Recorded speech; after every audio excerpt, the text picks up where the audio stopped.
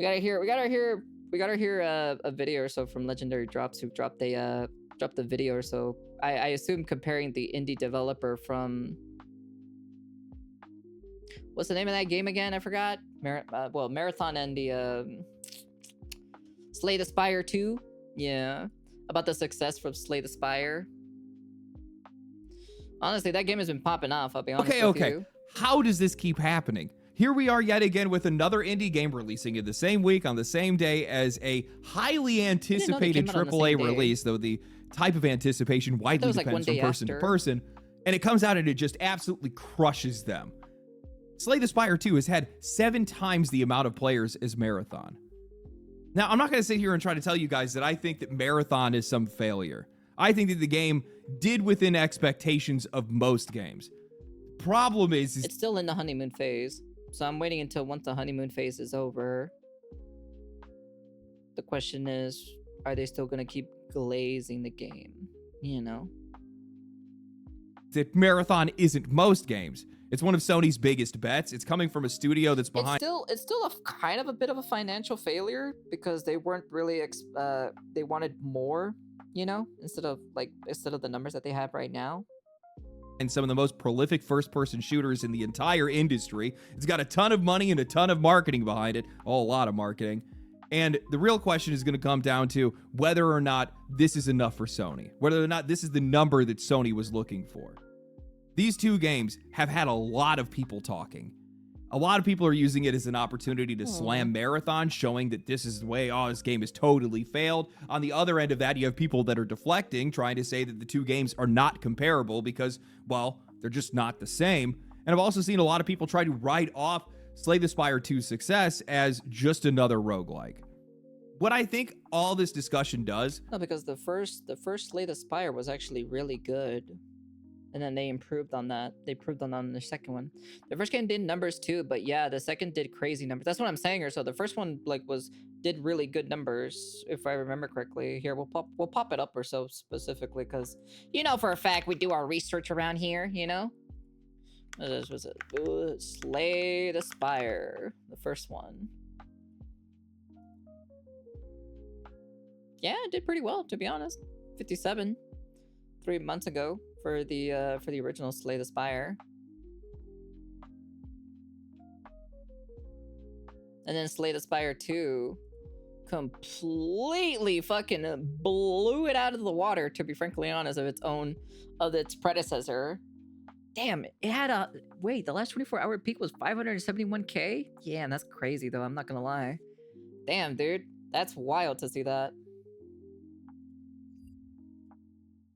Is ignore some really incredibly important questions. Who is playing these two games? Why are they choosing one over the other? And what are they chasing? Because the other one is a lot... That's what we're going to... The other one is a lot funner. The other one feels a little bit more in depth, and Marathon just feels kind of hollow, you know? It kind of doesn't really feel like it's a complete game. I don't know. For me, Marathon just doesn't really give me that, it just kind of it's there, but it doesn't feel like there's enough meat to the game, you know? Slay the Spire 2, being able to play with friends help a lot, I'd imagine. Oh, you can play with friends? I didn't know you can play with friends. That's interesting. We'll find out today.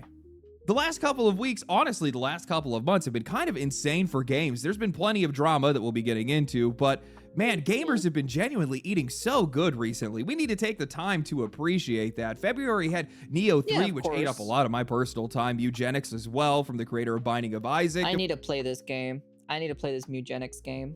We got Resident Evil Requiem, which, man, that game has just been so good. I just finished my second playthrough of that. We also got a steady stream of information coming out around Crimson Desert, and honestly, it looks like that game's actually going to be delivering on its promises, and man, if it does, oh boy, that's going to be a problem. Now we have March, and Pokemon Pokopia launches, which is genuinely a good Pokemon game. PlayStation launches Marathon, which seems to have found an audience that genuinely enjoys it. But the player numbers definitely leave a lot of questions. Yeah, but it's not hard to impress ball and gun gamers, let's be honest here. as long as the aiming and the shooting works in the game, they're like gun go pew pew, gun go pew pew. That's basically that's basically ball and gun gamers. You know, they're like, oh, ha, ha, ball, ha, ha, ha, ball, oh, go pew pew, go pew pew pew. Questions on the table. Questions It's that not- get a it lot ain't hard louder to impress when on them, the to be exact honest. same Let's be day, honest here. it is entirely eclipsed by Slay the Spire 2. The comparison of these two games flooded social media almost immediately. Marathon peaked at about 88,000 concurrent players. It lost momentum over the weekend, something that we normally don't see, and it never broke over 80K again. Slay the Spire 2, however, launched to over 175,000 players, and it kept broke climbing again. day Yeah. after day, eventually hitting a peak of 570,000 crazy, though, concurrent I'm not gonna players. lie. It is now the 20th most played game in Steam history.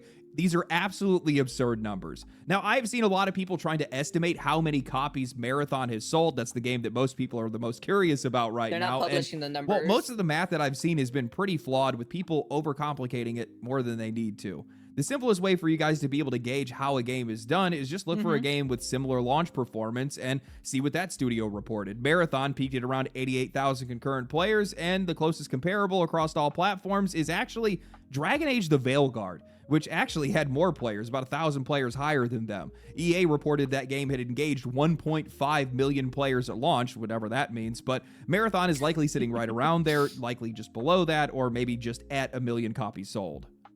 Now, a critical difference between these two releases that I think is really important to take notice of is that GamesIndustry.biz ran a piece noting that Slay the Spire 2 was not multi-platform. This game was only on Steam, and it has already sold over 2.8 million units based on available data, and that 43% of those sales are coming from China alone, which is Really? a massive market. Wow. Now, I love this because this is a 10-person studio team that is making a $25 deck builder that's cracking into markets that AAA publishers are spending hundreds Damn, of it's millions almost- of dollars. It's almost 50% or so on the Chinese audiences that are buying this game. That's pretty crazy, though. I'm gonna be honest with you. And they can't even reach. I think this is a bit poetic that the games industry has been spending years chasing larger and larger audiences, and Princess in that Diablo is really pursuit, good from they've what I've managed to shrink heard. the audience that they do have, while also somehow ignoring Has one of the RD biggest ones R2 in the entire exploration, world. Skyrim, Even but I know Megacrit, people are the struggling with developers of the puzzles. game, couldn't There's no help hand-holding themselves. for They jumped onto those. Twitter True. posting congratulations to Marathon Team on their launch. Don't let a small indie passion project pass you by just because Slay the Spire 2 is out. Dude, that Man. that sounds so passive aggressive right there. When they commented that, that sounds such a passive aggressive kind of type of comment. It's like, don't let an indie game, you know, scrutinize you. You know, you guys did pretty well, guys. Yeah, you know, you guys did great. You know, hey man, congratulations. Anyways, back to the table or so with the actual, you know, with Expedition 33, Resident Evil, freaking Hollow Knight, and, you know, insert, you know, amazing games that actually came out. Absolutely brutal. Guys, Megacrit is a 10-person studio that dropped a single trailer announcing their early access launch. Bungie is an 800-developer studio backed by PlayStation, throwing everything at the wall, and this wasn't even close.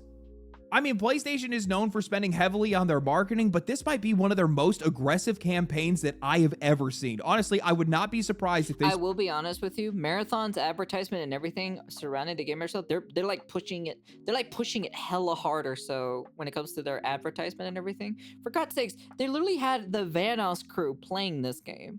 The Vanoss crew. You know, you must be down bad or so if you're asking the Vanoss crew to play your game. You know, if you're you know, paying off the Vanoss crew to come play your game.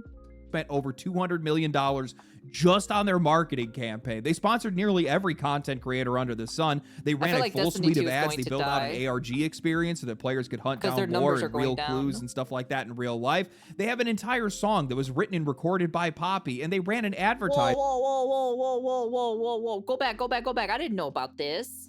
that in real life. They have an entire song that was written and recorded Tune in tomorrow for the live Q&A with Poppy, the vocalist and lyricist of Marathon's launch track In Death We Just Begun. Damn, they are really blowing through money or so with advertisement. They're actually really desperate for this game to actually be successful. No joke, dude. This is kind of crazy to see this. Well, compared to like other games, they've never had this heavy of a marketing compared to this game.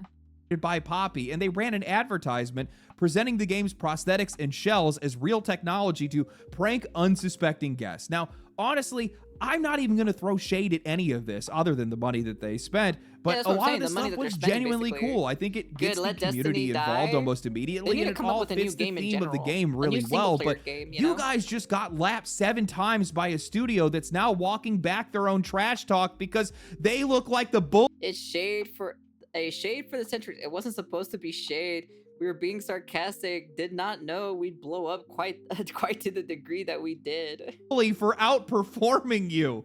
All this does is prove that money can buy attention, but not interest. Exactly. PlayStation spent a lot of money here, and the market just didn't care.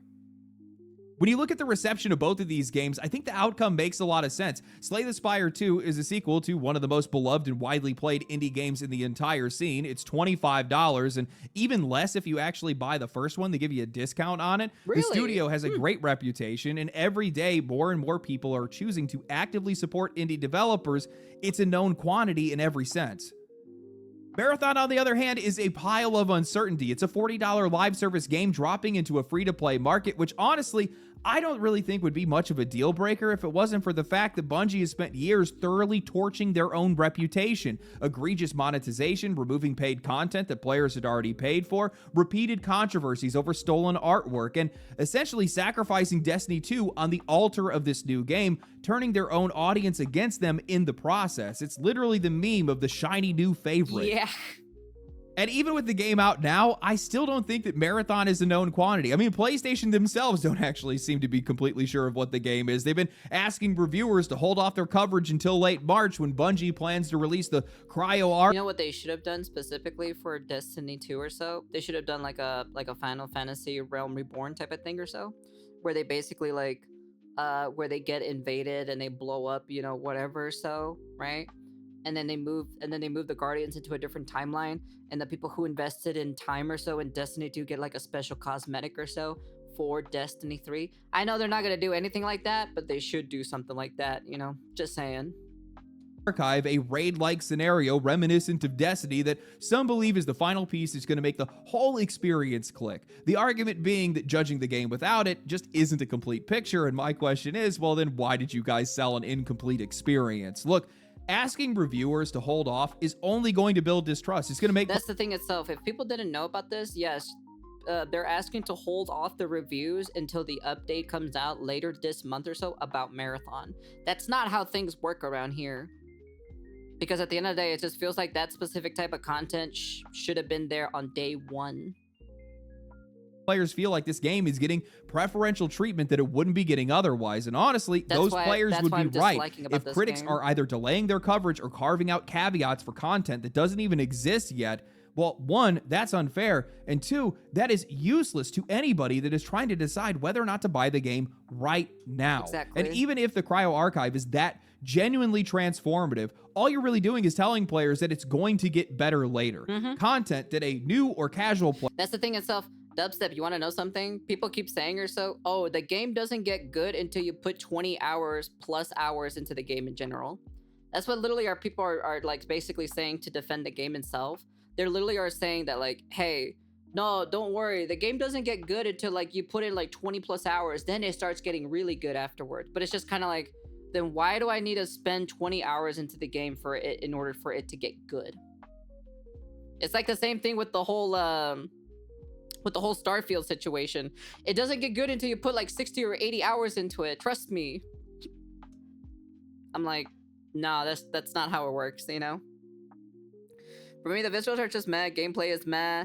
The gameplay loop of extraction is okay. Not for me, but I understand the gambling high of the genre.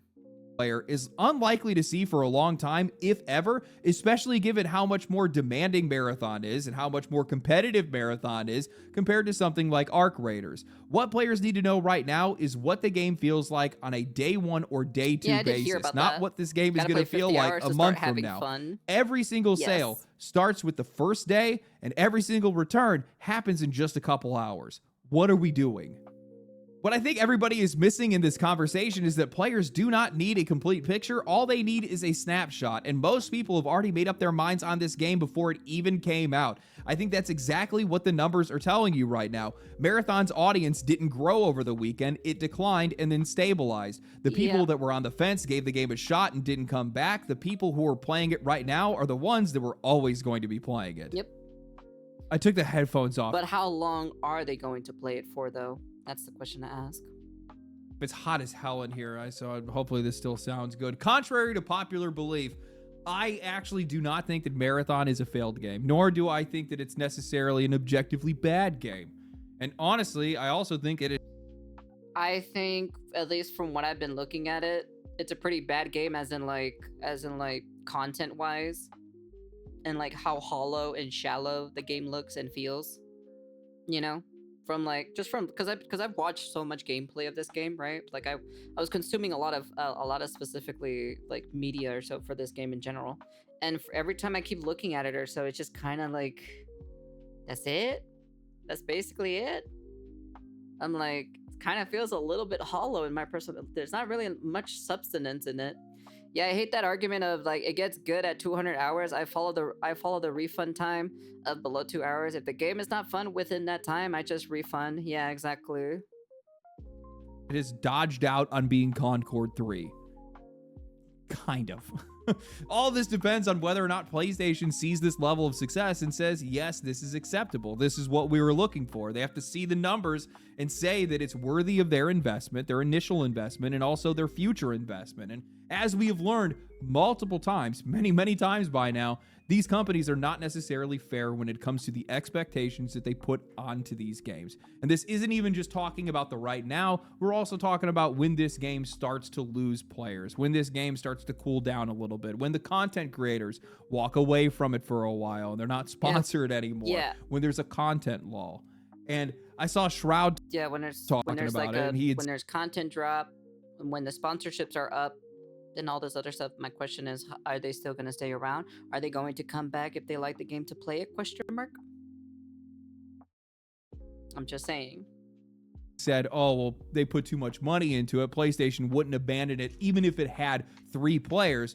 Brother, didn't you have a game that also failed? Come on, guy. I think that this game has found its core audience, and I think that audience is sticking with it. And I think that this is a... Not yet. Give it 2 weeks. I gotta see the actual numbers after 2 weeks. Real extraction shooter, which kind of ends up being a problem. It does make sure that audience is incredibly passionate, and also does at the same time make that this audience is probably going to be much smaller than Sony probably originally thought it was going to be. This game is incredibly difficult. It's not very forgiving. And actually, speaking of which, I want to see the numbers or so for this game. Because we always look at the numbers or so when it comes to games in general, when it comes to these kinds of games. Let's see. It went down to 62K. In the video, it was at like 70 or so. Dude, it has 21K after hours or so. It only has 21K.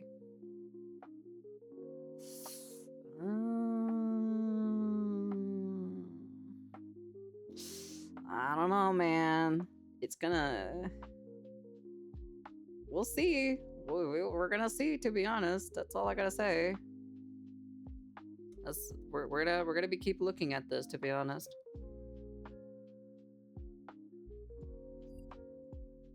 When you have this raid style content that's being touted as the end game, well, it's gonna be really hard for a lot of players, the wide audience, the majority audience, to be able to enjoy that content when they're constantly losing their stuff all the time. And I can't imagine that raid is going to be all that fun if you do not have some of the best equipment available to be able to take it on. Now, I don't know if Sony is okay with this game being a Helldivers 2, a game that is hot in a season but colder for the year. That's something that we're going to have to wait to find out. Yeah, that's true. Genuinely, I'm not shitting on Marathon, okay? Like, good Lord, the amount of people for like the last week that I have had that have been flowing into both my DMs, on my comments on Twitter, and in my videos that have been trying to call me out thinking that I'm trying to attack their game. Look, it has been some of the most insecure behavior that I think that I have ever seen. It's But jobless something behavior. I realize something in that. That insecurity has a source. It's coming from somewhere. That insecurity is a self-defense, and I think that it's something that is working to both the negative and also the benefit of Marathon, but also the same for Slay the Spire. For me personally, I've been trying to give Marathon a fair shot, and I'll be honest with you guys, that has been a struggle as somebody who is predisposed to hating Bungie, but the game does have things that I love. For as jaded as I am as a Destiny player who lost content that I paid for, I cannot deny that this game feels incredible to play. The movement, the gunplay, their take on science fiction, the worlds that they build, all of that stuff. That's Hardcore fans of Extractions might stick with Marathon because they like the loop of gaining gear and losing it. Yeah, but my question is, so the funny thing about it specifically, funny conversation or something, I'm going to bring this up. So on Saturday, right, when I was playing VR chat, I got in contact with a individual who plays Tarkov. And then there was another person there as well who was also playing Tarkov as well. They spent about 3,000 plus hours in Tarkov. Okay? And then I asked them, what did you guys think about Marathon? And they're like, they're like, it was okay. It's nothing revolutionary. I kind of find the gameplay or the look of the game kind of mediocre. I like Tarkov a little bit more, with this more like kind of like realism type of look of it, compared to Marathon. And what was it? What else did they say specifically? They did not like the visualness of the game. Like the whole like visual, like the artsy visualness itself. They kind of liked more of the Tarkov grittiness of how it was, you know? If SP Silver comes before my B-Day, I may drop some B-Day money on her. Oh, okay. This guy.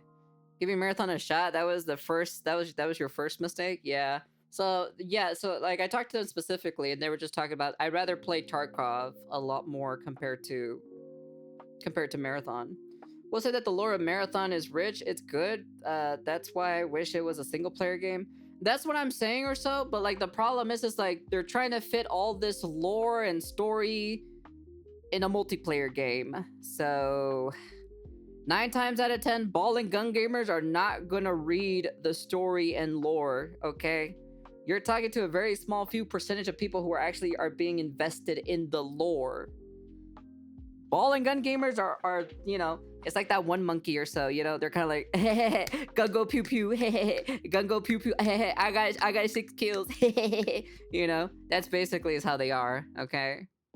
all still here. That's all still Bungie that's showing up in Marathon. But Marathon, man, it does not take a lot to this impress game the is ball so and gun gamer, overdesigned. right? It's like one of those pretentious fashion shows where it's all fashion and no function. The game looks incredible. It drips with a distinct art style that you genuinely cannot find anywhere else. And then you open a menu and your brain just starts to melt. Information, items, purchases all scattered in different ways that make the game just so needlessly confusing. I get that buying specific items from specific factions is lore accurate, but I should be able to sort this stuff by what I actually need. Meds, ammo, whatever else, without feeling like I need to go on a damn treasure hunt. There's no crafting in this game, so outside of that's a blue item, that's a green item, there's no real framework for any decision making that you're making out in the field. Players and NPCs are blurring together in the moment. Sound feels like it's tight in some areas and then loose in others, which is just creating this low-grade, constant confusion that just never really lifts for me. And the neon colors everywhere. Again, I understand it's on theme, but your eyes are drawn to nothing. Basically, your eyes are looking at just big random red objects and pink objects and yellow objects. It's just all visual noise. Now, the problem that I'm having is that I don't know how much of that is the game and how much of that is me. I have never had this happen before, but I cannot tell if these things genuinely bother me or if it's just that I have nothing left to give. I don't trust Bungie. I'm exhausted with live service. The rate that these games launch and die every single year. Yeah, the problem is like some people are, I would like, the people are not tired of, they're not tired of live service. They're tired of shit live service, you know? Because at the end of the day, you have a successful what's that one game? Marvel Rivals, of course. You know, that's still holding pretty strong even to now. You know, I think they're just tired of shit ones. You know, has me just completely tuned out of the whole thing. Then I sat down with Slay the Spire 2, and yes, I know that these games are entirely different, but the feeling is not different. Playing a game shouldn't feel this different. I was immediately in a flow state. Every single mechanic was so curious and inviting. The tooltips were explaining themselves right there on the card. The menus were so simple to be able to navigate. I'm getting that little hit of reward every time I take down an elite or something else clicks. I just couldn't stop. And when I finally put the game down, I didn't feel exhausted. I didn't feel like I was committed to anything because I knew that that game would be there whenever I came back to it. There is this simple bliss in that simple sense of security. This is something that I think returns to what a lot of classic games used to feel like, where the experience was all about discovering things on your own and taking your time, where the tools were simple, but everything just felt limitless. And then I started wondering, maybe there's a lot of other people that are chasing that exact same feeling. Something that the games industry just hasn't come to terms with yet is that while they love gambling on live service games because the upside is insane, one successful game is going to effectively just make them immune to all the failures that they had before, wiping the slate clean. What they don't account for is that while those failures may not hurt them, they absolutely hurt the players. Live service games ask a lot from us. Marathon is not just some $40 purchase. It is a game that is going to continue to ask for more and more money, more faith in the studio, more faith in a roadmap, more faith in a future that is genuinely unclear. And that ask lands a lot differently when players have watched so many of these games just disappear. Not this Every game. time a live service game shuts down, real people get hurt by it. And I'm not just talking about the developers in this instance, because while we can sit around and we can meme all day, and while a lot of these games we can say are not made for you and I, or honestly the vast majority of people, there are a few people who genuinely do enjoy these games, and the number of those players is just accruing over time. I guarantee that there are people who bought skins in Multiverses, in The Cycle Frontier, in Concord, in Suicide Squad Kills the Justice League, in Highguard. Actually, I know that's a fact because I just... Yeah, but then at the same time, or so you're trying to sell a product to like the mass audiences at the end of the day. I'm like, you're trying to make a specific product, right? For the gamers out there, right? But the game is not hooking people. Maybe because, you know, you did something wrong at the end of the day. In my opinion, lore should be there because even in Arc Raiders, it has an interesting lore, but the world and the robots, it just depends how you tell the lore. My gacha games does live service best. That's debatable, to be honest. For me specifically, it's just kind of like, well, if they lose their job, or you know, they kind of like fuck up, or so it's because they fucked up in general, you know. What do you expect at the end of the day, you know? I'm like, I've lost my job before in the past because I fucked up on something, you know. No one should be feeling sorry about me, you know. Now I fucked up and that's it, you know.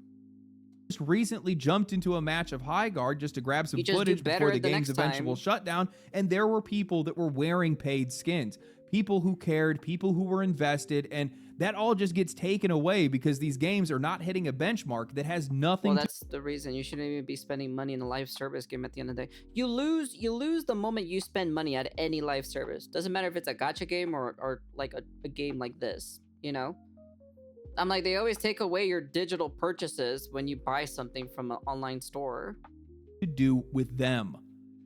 What that's done over time is it split the audience in two. You have people who will go nowhere near a game like Marathon because they don't know what it is, they don't know what it will become, and they don't want to find out the hard way. And then you have people who are genuinely enjoying it, and they're terrified that it's going to suffer the same fate as a lot of these other games. So they go out there, they start defending it like crazy from any and all criticism just to try to keep it alive. That's how you end up with these wild swings where you have these devout players that are preaching the word on one side and everybody else that's skeptical on the other. It's also how you end up with a launch that genuinely you can't really call a success or failure. It's just kind of sitting in limbo, which is exactly where Marathon is sitting right now.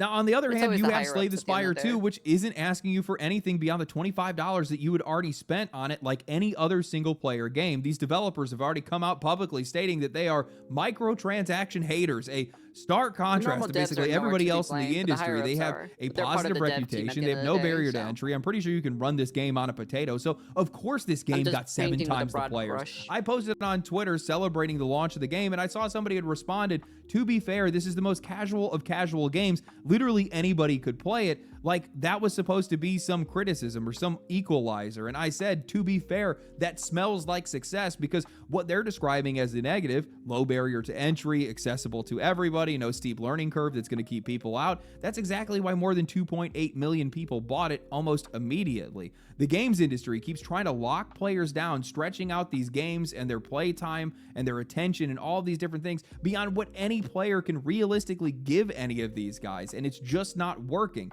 Slay the Spire 2, it's not going anywhere. It doesn't need to hold 100 million thousand concurrent players just to be able to justify its existence. It already has made its money cleanly from a $25 purchase and no servers to maintain. And all they got to worry about is just keep building on the game from its early access while it's already a smashing success. Megacrit didn't have to spend hundreds of millions of dollars in marketing or anything else, which means that they just basically get all of the money in return that they spent. And it's an enormous payoff. Yeah, plus the difference is, right? Slay the Spire 2 is from a successful game from Slay the Spire 1, while Marathon that we have now is using an IP that they originally made a game from the 1990s, but it's not even the same game from the 1990s. It's a completely different game. They're just using the Marathon IP and the name, because if they try to do a different name for this game, we all know for a fact that this game would not sell. For these guys, they get to keep making games, and the game itself just sits there, permanent, waiting for whoever wants it. Next week, next year, 5 years from now, you cannot say that about a lot of these live service games.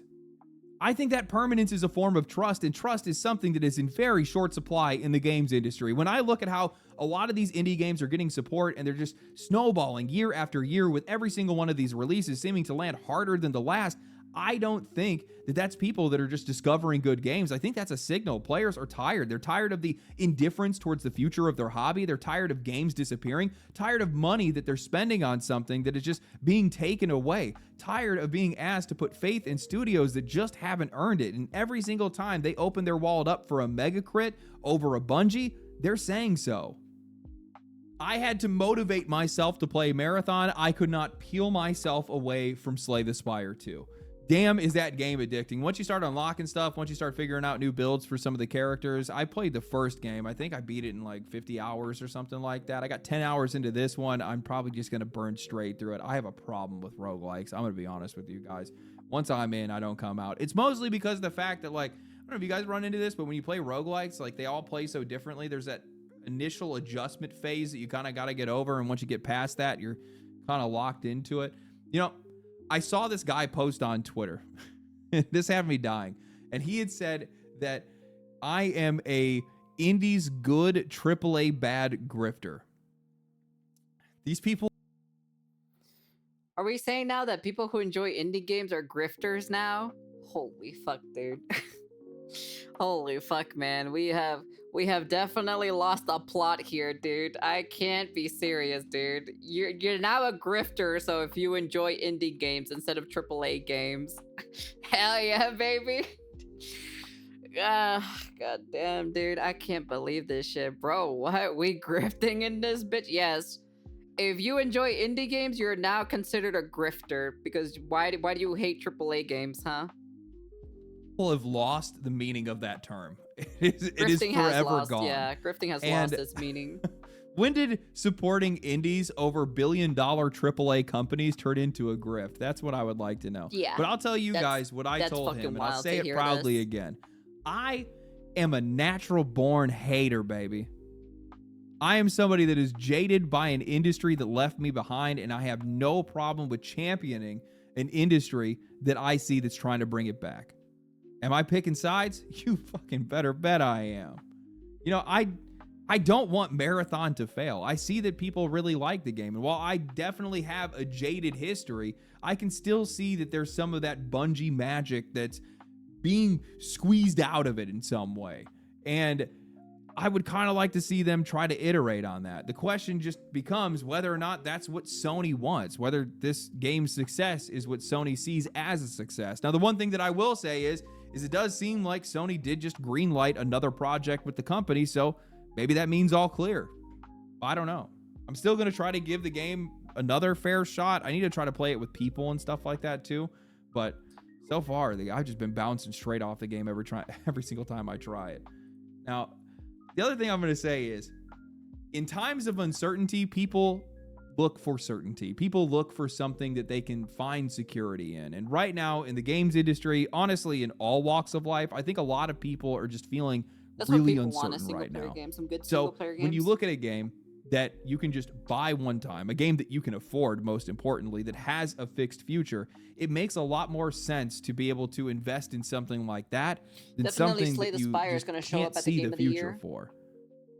Doesn't make a lot of sense for these players to want to invest in live service right now. Resident I Evil's think gonna people show kind of up. had enough. Slay the Spire is going to Hope show you guys up. enjoyed the video. If you did enjoy the video, like the video, Crimson subscribe to Desert the is channel, definitely gonna follow me show on up for Twitch, this follow me year. on Twitter, follow me on YouTube, subscribe to the channel if you haven't for whatever reason. That doesn't even make any actual sense. Make sure you guys Yeah, they just want a comment good down live below service and game. like the video. They're just literally tired of shit live service games. We all know for a fact the problem is just like the West when it comes to like, well, I wouldn't say just Western in general, but like at least mostly the live service in Eastern Asians are a little bit more successful compared to the Western side. The problem is with Western side's ideology or so when it comes to like live service games is just how much can we milk the player base? Like how much can we get away with, you know? That's kind of like the thing itself, you know? It's like how much can we like, you know, how much like hollowness we can, you know, take away from the game and then give it out as updates, you know, later down the line. So that's what I'm saying. So I think the people are just tired of like the empty soulless of live service games in general, which is completely understandable. I'm like, don't get me wrong, you know, it's kind of annoying just getting like live service slop because it's just soulless, empty, not enough meat on the bones, you know, and it's just kind of like, yeah, it's a game, you know, it's not a good game, but it's a game at the end of the day. So can't wait for the gotcha ball and gun games from China. Probably someone will eventually probably make something like that, you know. If someone can make a Call of Duty competitor from China or so, then you probably have something to compete against Call of Duty in the Western side. But yeah, anyways, that's the end of the video. You guys can comment, like, subscribe, do all that fancy jazzy stuff. Let me know what you guys think specifically on this topic and subject. Like I said, I read the comment sections. May not reply to everybody, but I do try my best at the end of the day. Mama be busy at the end of the day doing shenanigans. But anyways, that's the end of the video, and peace.